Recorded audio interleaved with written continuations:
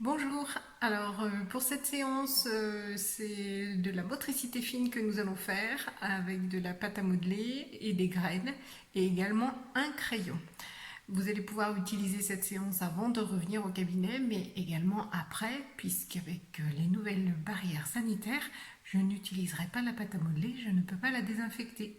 Donc je vous montre tout ça en images. Donc vous commencez par prendre la pâte à modeler dans vos mains et puis vous allez l'écraser à droite et à gauche.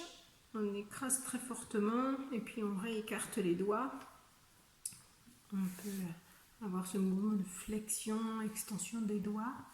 Et puis quand on écrase la pâte à modeler, on peut s'arrêter un petit peu pour ressentir ce qui se passe à l'intérieur de la main. Quand on déplie, on peut aussi observer cette forme un peu bizarre que nos doigts ont produit avant de commencer à utiliser la pâte à modeler pour faire un boudin.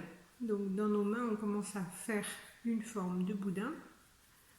Vous pouvez rouler entre vos mains la pâte à modeler et puis ensuite vous pouvez vous aider de la table sur laquelle vous faites rouler le boudin. Les doigts vont jusqu'au bout et les mains également. On n'est pas obligé d'aller vite, on allant doucement, on sent bien quelle est la forme du boudin sous nos mains et où est-ce qu'on doit appuyer pour avoir un boudin le plus régulier possible. Pour les plus petits, les parents, vous pouvez aider pour que la forme soit la plus homogène possible. Une fois que vous avez ce boudin, vous allez pouvoir prendre le crayon et puis avec ce crayon, on va dessiner des sections. Donc je vous montre de plus près. On va dessiner des sections dans la pâte à modeler sans appuyer jusqu'en bas du boudin. On trace des traits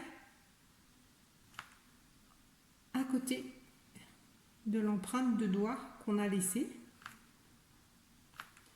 et on va jusqu'au bout du boudin.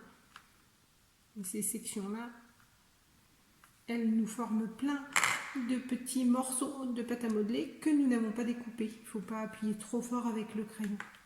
Vous allez ensuite pouvoir prendre des graines. Alors là, moi j'ai des pois chiches et des haricots. À la maison, vous pouvez utiliser des pâtes de différentes tailles ou de différentes couleurs, de différentes formes. Vous pouvez utiliser des haricots rouges. Les lentilles et le riz, c'est un peu plus difficile parce que c'est petit. Et puis, on va mettre une graine dans chaque section. Moi, je commence par un pois chiche et ensuite un haricot, un pois chiche, un haricot. Et vous allez jusqu'au bout de votre boudin en alternant. Alors là, le premier modèle que je vous donne, c'est on change à chaque section. Vous pouvez ensuite fabriquer des modèles différents à vos enfants ou donner des consignes différentes, c'est-à-dire mettre 2 haricots, puis un pois chiche, jusqu'à la fin du boudin. Là, ça vous fait travailler tous les algorithmes qu'on fait en mathématiques à l'école. Voilà, toute ma pâte à modeler est remplie de graines. Je n'ai plus besoin des autres. Et puis maintenant, vous allez utiliser un petit couteau de cuisine. Moi, j'ai des outils en bois au cabinet. Peut-être que vous avez ça aussi à la maison. Pour découper les sections de pâte à modeler.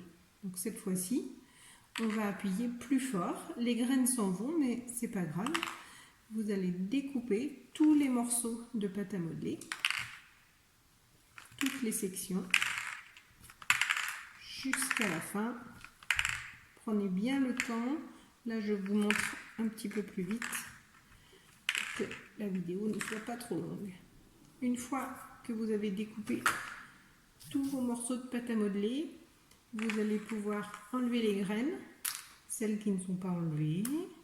Il y en a très peu, hein, elles sont quasiment toutes tombées. Donc on les ramasse bien toutes, on les remet dans la boîte.